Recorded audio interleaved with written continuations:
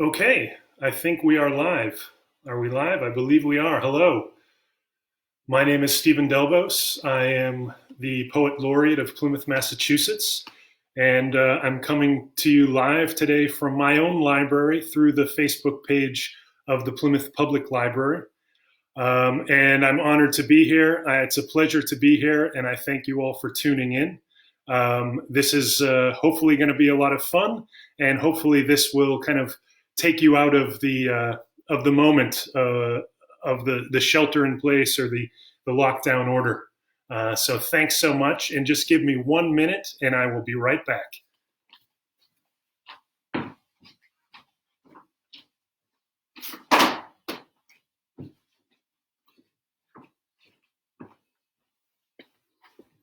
So this is the first time I've ever done this before, and I hope that it works and everything will go smoothly. These are really strange times for all of us, and it's a trying time and a difficult time. And I think it's a time where we need poetry more than ever. So I hope the next 30 minutes or so will be a diversion for you. Hopefully will be inspiring for you, and will kind of tide you over for the moment until we can have actual events at the library and throughout the town of Plymouth. It's really an honor and a privilege and a pleasure to have been named the Plymouth Laureate of Plymouth, the Poet Laureate of Plymouth. And I would like to take a minute to thank the committee who appointed me, Stephen Cole, Dave Kindy, Jennifer Harris of the library, Amy Naples, and Heather Casey. This is especially meaningful for me because growing up in Plymouth, the library, both the old library on North Street and the quote unquote new library on South Street, were really formative, really important for me as a boy, a young kid growing up, learning to read down on North Street, and then as a teenager, going to the library, taking out books, studying for the SATs, all of that stuff. I can honestly say that if it wasn't for the Plymouth Public Library, I wouldn't be a poet today. I wouldn't be a writer today. So this is an honor. I'm really happy to get a chance to do this. It's a bit surreal to do it under these current conditions, but that's where we are now, and looking forward to times when we can all get together in person. The reading today is going to be based around the theme of reading and the theme of libraries and the theme of books. Jennifer Harris from the library and I were talking about doing this, and it's a kind of perfect timing. It's National Poetry Month. It's also a time, I think, when we all need kind of inspiration more than ever. And hopefully you can find that over the next few minutes. So the first poem I'd like to share with you is called Small Talk. And this is the title poem from a new collection of poems that I have coming out later this year. And it's a poem in introduction. It's a poem saying hello. Small Talk. Tell me where you come from. People make umbrellas using raven wings. And once, when rain spraying a puddle in the park, you sat in the water up to your waist, wearing a navy blue corduroy skirt, and how there was never no other such spring.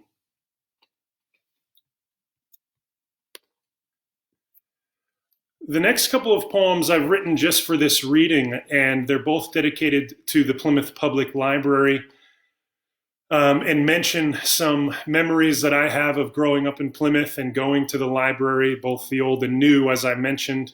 And there's also a few quotes I'd like to share with you, quotes about reading and books and libraries. The first is from Henry David Thoreau, who wrote, "Books are the treasured wealth of the world and the fit inheritance of generations and nations." Another writer I really admire, Franz Kafka, wrote, "A book must be an axe for the frozen sea within us." And then the Austrian linguist and philosopher Ludwig Wittgenstein said, "The limits of my language are the limits of my world." And finally, the Latin grammarian Terentianus Maurus in the 2nd century AD said, "Every book finds its destiny according to the reader's capability." So in this poem, I'm thinking about the Plymouth Public Library. Jennifer Harris and I were talking the other day about the current situation in the library. The library's closed for now. They're going to be doing a soft opening here up in May, I think, and then hopefully we'll be opening again for visitors as usual very shortly. And there's a bunch of books right now that are in quarantine, locked in a room that, and no one can read them right now. And they're locked in a room until a time at which they are deemed to be safe to be read once again. And I was talking to her on the phone the other day and thinking about these books in quarantine. It just seems like such an interesting metaphor that I couldn't help myself. So this poem mentions that as well. It's called Fanfare for the Plymouth Public Library. And of course, we all know Aaron Copland's musical composition, Fanfare for the Common Man. And this is Fanfare for the Plymouth Public Library, a new poem just for this reading.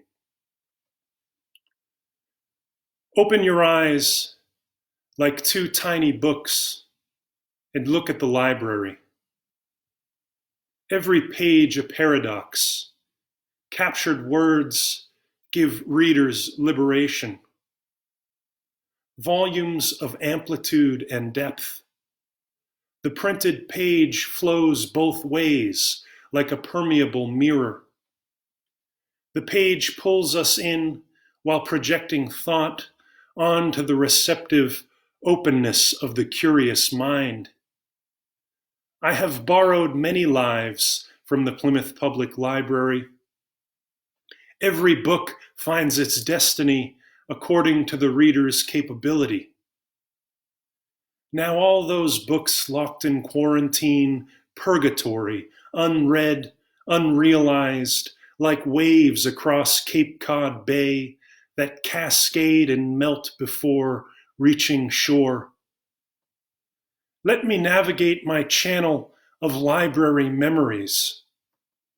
Under August's magnifying sun, a teenage boy sits in the shadowed cool of a brick porch on South Street, reading the Kerouac, Bukowski, Essie Hinton, Herman Hesse, Henry Miller, Nut Hampson life works, awaiting his delinquent girlfriend's rusty white Pontiac to go for lunch. Years earlier, a child on a strawberry bicycle pedals up North Street, plastic book-stuffed bag hung from handlebars, and falls down with the awkward weight, jumping the curb to a bloody knee, laid out by his lust for reading. I read a bibliography of praise for the library. Hallowed be thy late fees, praise to microfiche, praise to those old rotating date stamps no one uses anymore, praise to the poets, novelists, economists, analysts, theorists, dreamers, historians, lounging in the stacks, praise to the digital card catalog and apocalypse research, praise to the Dewey Decimal System's calculated numerology, praise to free Wi-Fi and a quiet place to delineate life one web or paper page at a time, praise to librarians, their professional patience and soft-cover smiles. Readers of the world, unite. Open your eyes, those booklets of light. Enter the literal library. Sit and read the world.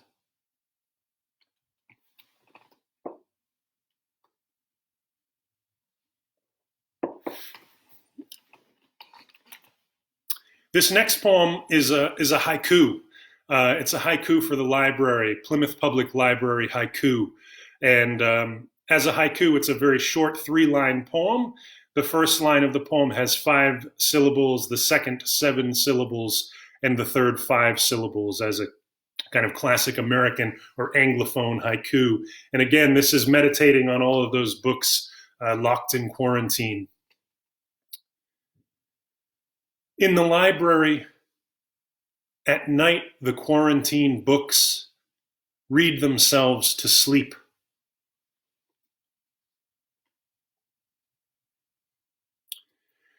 This next poem is a sonnet, and it's originally called Poem for Students, but it also could be called Poem for Readers. And it's getting into the dark side of reading.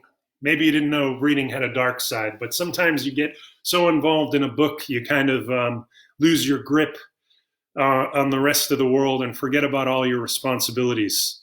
And I'm reading a fantastic book right now. It's called Duck's Newburyport by Lucy Ellmann, and it's a 1,000-page novel. It's composed in one sentence. It's really blowing my mind and keeping me from doing housework.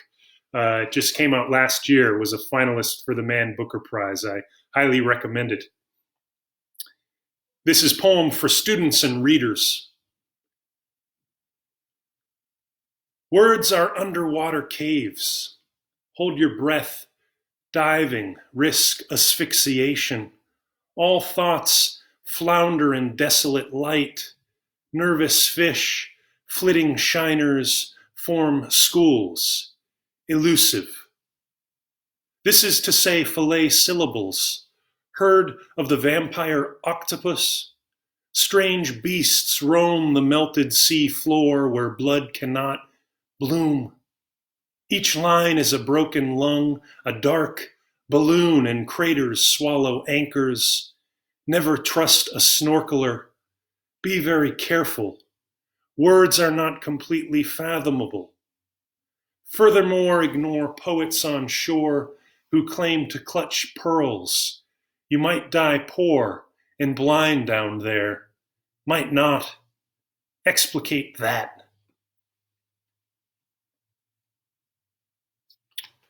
The next poem is also in the same voice, in a kind of imperative voice, telling the reader what to do, which can be helpful and annoying depending on the mood you're in as a reader. This is a poem by a poet that I really admire named Frank Bidart, and his collected poems, which is called Half Light, is available in the library. And I've always been really impressed, positively impressed by the collection of poetry at the Plymouth Public Library. It never ceases to amaze me, the great books that are there. And so this poem is called Advice to the Players. It's by Frank Bidart, and it's from his book Half Light, Collected Poems, which I urge you all to go take out from the Plymouth Public Library, though not all at once, of course. Advice to the Players. And in this poem, Bidart is using that imperative voice, giving advice, but he's talking about creativity and the way that creativity and creation is something inherent in the human psyche, something we all need to do. Advice to the players. There is something missing in our There is something missing in our definition, our vision of a human being. The need to make. We are creatures who need to make. Because existence is willy-nilly thrust into our hands, our fate is to make something. If nothing else, the shape cut by the arc of our lives. My parents saw corrosively the arc of their lives.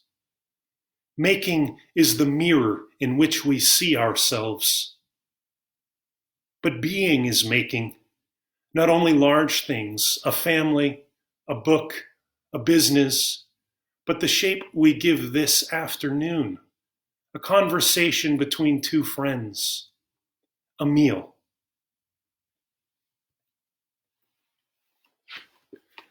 This next poem I'd like to read is a translation from the Czech poet Vítězslav Nezval, and this is a book that I co-translated few years ago. It came out in 2016. Nezval was a brilliant surrealist poet in the 1930s. This book is originally from 1937. And this poem is called The Library. In this section of the book, The poems are all dealing with kind of countryside scenes.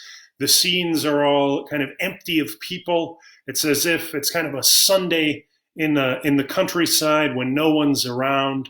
And indeed, in this particular library, there's no one there. It's an old library. It's kind of a defunct library, very unlike the Plymouth Public Library, which is such a vibrant place. This is the library. The library, in an unsuitable room, resembling a closet. A cat peeks from behind the books. No one will arrange. And detective paperbacks, Fantomas, the stench of glue near, a cow waiting to be milked. Geese stretch their long necks and hiss at a cryptic volume that looks brand new. A key above the bookcase glitters like the one to the cellar or attic. In the corner, a rolled map. All of it belongs elsewhere.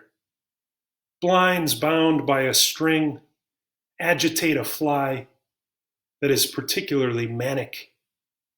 Castles affixed to the landscape from the 19th century, just like the remnants of a chasuble draped over a chair with no armrest. Water trickles down the walls, drop by drop. A child's violin hangs on a wardrobe. A single long wilted bouquet set on the bookcase gnawed by a woodworm, the only inhabitant. And clearly woodworms aren't the only inhabitants of the Plymouth Public Library. Again, such a vibrant and active place. Here you see Beyond Plymouth Rock, America's Hometown in the 20th Century. That's volume 1. This is volume 2. Fantastic books of Plymouth history that were published in part by the Plymouth Public Library. And I treasure those books and read them quite often, actually, especially lately as I've been doing a lot of research into Plymouth and its history and so forth. For me, reading, it's such an active part of my life. Books for me, are life itself in a way. And so much of my, the traveling I've done has been to go to places where books are set or writers have lived. And in that way, kind of taking the book off the shelf and making it real in the world. And this next poem is about that. It's called Visiting Dunbarton. And Dunbarton is a little town in New Hampshire. And it is the town where Robert Lowell, the Massachusetts poet Robert Lowell, his family cemetery is there. And that's where Robert Lowell is buried, in a little Lowell cemetery in Dunbarton in the middle of nowhere. Dunbarton's a very small rural town in New Hampshire. And the cemetery, the Lowell Cemetery in Dunbarton, it's in the middle of the woods, kind of impossible to find. And but I drove up there with my parents several years ago looking for this cemetery that we found. And that's what this poem is about. This poem was recently published in an anthology of New Hampshire poems called On and Off the Road, published by the New Hampshire Poetry Society. I really recommend that. This poem is Visiting Dunbarton. Highway north past the rest stop, where Robert Lowell's third wife made the driver pull over and beg, a family picnic for a nip of gin, or scotch, her nerves, veil, lace, ash black, en route to the burial. Tiny cemetery wreathed in forest, primeval, my father said twice, as we drove searching and found it.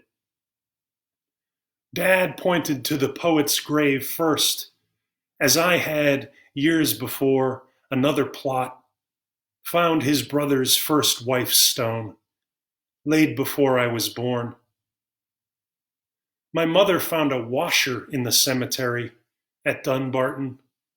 She gave it to me conspiratorially, fellow dreamer, stepping over rusted needles and pine cones to the car. A sense of closure.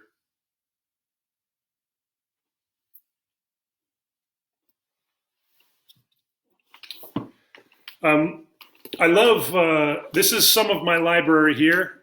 Some of my library, it stretches into vast realms of the imagination. Um, and I love one type of poetry I love. I love ancient Japanese and Chinese poetry of the Tang Dynasty, poets like Li Bo and Tu Fu, who were innovators of the haiku form and innovators of ancient Chinese poetry.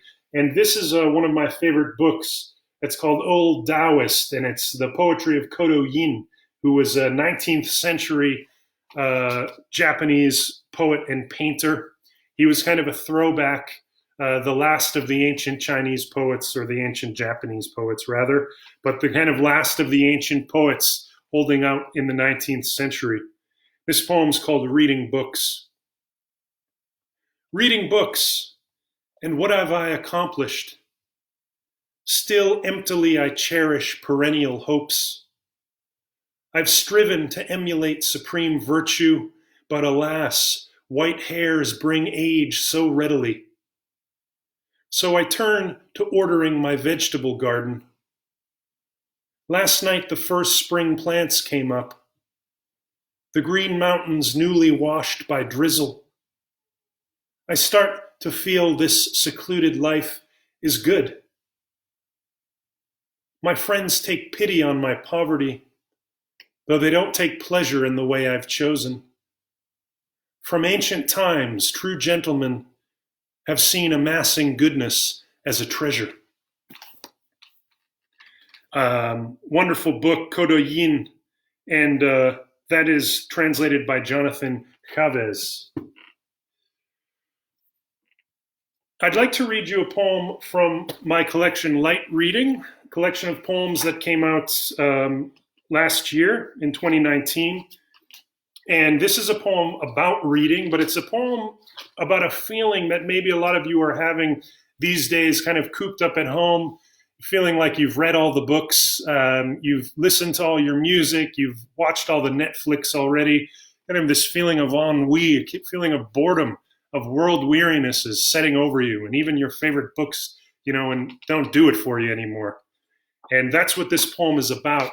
It's for doubt and wind instruments. And the closing of the poem references Emily Dickinson's poem, A Narrow Fellow in the Grass, which is a poem about a snake. This is about waking up on a February morning. It's winter, it's snowing out, looking outside, knowing that you're going to be stuck in the house all day. You've been stuck in the house, for a while already, like we are now, and just feeling over the whole thing. I am listening to music, less than listless. Outside, deaf snow baffles edges of every open object. And if, oh glorious, if I were nay Scotch sick almost, I would dance in my mind out in it, only thinking of myself and the maniacal warmth of this room built for living. A prayer is what we say when we cannot be sure, a dumb song. No, yes, no, yes, no, yes, is when one sees an erstwhile lover, the moment of a nosebleed. Who needs that? Oh, you, I do not know what you might be looking for, but my heart hurts this white February morning when books will not speak to me and words are not real enough or deep, you see. Hear me, narrow fellow, in this fallow silence.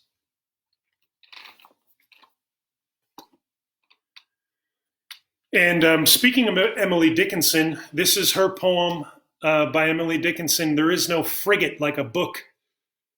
There is no frigate like a book to take us lands away, nor any coursers like a page of prancing poetry. This traverse may the poorest take without a press of toll. How frugal is the chariot that bears the human soul. And a book really can be a chariot to bear the human soul, as Dickinson says here. It can be an escape. Books are powerful, have been for me my whole life. And I just think that, libraries are so important and more so than ever. So we support libraries and use all of the digital resources of the Plymouth Public Library. Just because the building is closed doesn't mean you can't take advantage of all the wonderful things they have to offer. Lots of online resources, and I encourage you to check them out. This is a poem by a famous poet who was also a librarian. Who could it be? Philip Larkin, the great British poet, also worked in a library his entire life. This is Library Ode by Philip Larkin. New eyes each year find old books here, and new books too, old eyes renew. So youth and age, like ink and page, in this house join, minting new coin.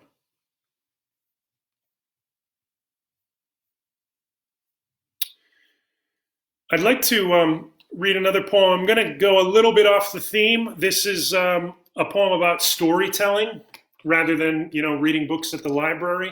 This is a poem of mine. It's called Ghost Ride, and it's about growing up in Plymouth up on Seaver Street and Allerton Street by the old police station and the old Registry of Deeds.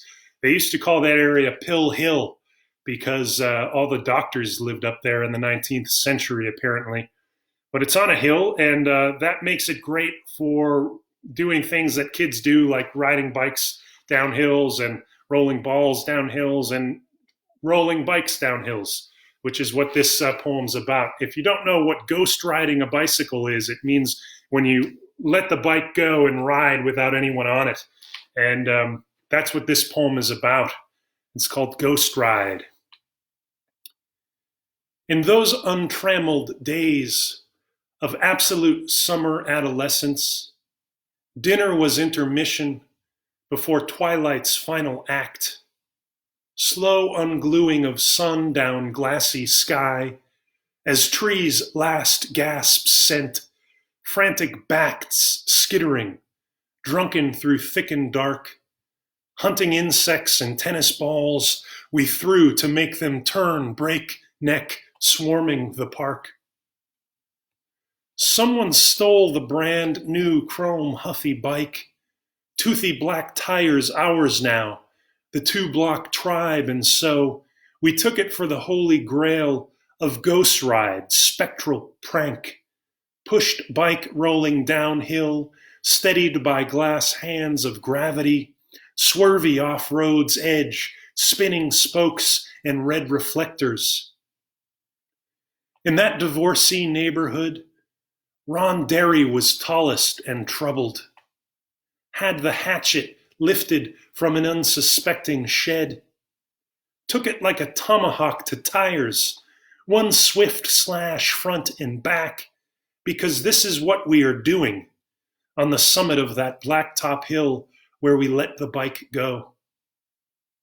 Now, still, I wonder, watching Mines Super 8, the moment that bike turned, perfect at the intersection and, as if guided, glided past the courthouse, Registry of Deeds, Town Green, threaded long downhill to Main Street, through 2 lanes of cruising cars, hopped the curb and smashed a townie's whiskey-sipping sidewalk bench. We bolted. This August night at what is now our parents' house, vacationing, brothers sit until false dawn, drinking in citronella candlelight, projecting childhood off one other avid witness to the ghost.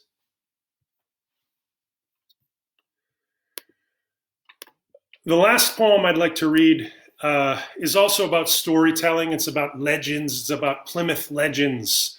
This is a poem I wrote for the Plymouth Poet Laureateship, and it's called Poem for Bob Dylan, Allen Ginsberg, and the Sea Serpent of Plymouth Bay. Now, you might not have known that the Plymouth Bay did have a sea serpent, but indeed, there is dramatic and irrefutable evidence from Henry David Thoreau's journal. On June 14th, 1857, Thoreau, while he was visiting Plymouth, he wrote this, quote, "It seems the sea serpent was first seen in the bay between Manamet and Plymouth by a perfectly reliable witness many years ago. One morning he saw this monster with a head somewhat like a horse's, raised 6 feet above the water, and his body the size of a cask trailing behind. He was careening over the bay, chasing the mackerel which ran ashore in their fright and were washed up and died in great numbers." Now, you also might know that in 1976, Bob Dylan was in Plymouth with the Rolling Thunder Review Tour to kick off the tour at Memorial Hall. And there's a great documentary on Netflix by Martin Scorsese that has some amazing footage from Plymouth around this time. And the Bob Dylan album Desire, the photos on the cover of Desire are taken in right around the Mayflower and Plymouth Rock. The American poet Allen Ginsberg was with Dylan on that tour, and no one really knew what he was doing on the tour, but he seemed to be having fun. He was in full kind of hippie guru mode with finger cymbals that he was tinkling and just having a grand old time. So this poem is imagining Dylan and Ginsberg seeing the sea serpent of Plymouth Bay, which is mentioned in Thoreau's journal. The poem also mentions Dick Gregory, the great comedian and civil rights activist and writer who lived in Plymouth from the early 70s until he passed away just a few years ago. And finally, it mentions the word Moloch, which is a biblical word that Ginsberg often used in his poetry to mean kind of the evil of modern society. And this poem is written in the rhyme and the meter of the song Isis, which is on that album, Desire by Bob Dylan. Me and Ginsberg saw the sea serpent of Plymouth Bay as we stumbled out a watering hole on Water Street, a long, black, oily beast swimming away while the country's greatest poet helped me stay on my feet. A fellow traveler, Ginsberg, his job on the tour was not as of yet completely defined. When I got in trouble, he kept me from more. He was always my sight when the night made me blind. I'm getting distracted. The point is, the beast wrapped itself round the Mayflower's hull. It was 290 feet long at the least, with a horse's head, body half python, half whale. And it squeezed on that beautiful ship till the wood was groaning and shaking, and boy, we were shocked. We knew that it wasn't safe to stay where we stood, so Ginsberg and me took off toward Plymouth Rock. We climbed up the pillars and got on the roof. The sea serpent started to gargle in fury, and sincerely, I don't want to come off aloof, but from this point on, details get kind of blurry. Ginsberg got talking about this historic old town. Pilgrims, Wampanoags, the lobster, the height. A forefather's monument. Wait, the renowned Dick Gregory just moved here? This place is all right. The serpent kept squeezing. 'Twas getting obscene. We climbed down the pillars to see what we could do. In Pilgrim Park, I surveyed the scene. We'd come back tomorrow and take pictures, too. We got to the State Pier, and there was the serpent, dripping with water and drooling black ooze. By then, I was wondering just how much I'd spent at the fisherman's saloon drinking all that cheap juice. No matter. The serpent just gargled and squeezed until we believed the old Mayflower would crack. So I gave it a kick in the gills and said, "Please, man, get out of here, and don't ever come back." Then Ginsberg stepped up, jingling his finger cymbals, and chanted, "Toothy darkness, sick serpent of Moloch, beast swum from the deepest of misery's riddles, be gone by the power of the one Plymouth Rock." The serpent let go, and like a black blob of blubber, melted into the waves as it sank out of sight. And then me and Ginsberg, two cultured landlubbers, walked back to the tour bus to sleep off the fright. So from that night to this one, nobody has seen it. The sea serpent of Plymouth Bay disappeared. I've told you the story, and I really mean it. This happened. I lived it. I know it sounds weird. Tell me who doubts a man who is playing guitar. I travel the country in search of a truth that cannot be bought or caught in a jar. These legends that make up America's youth.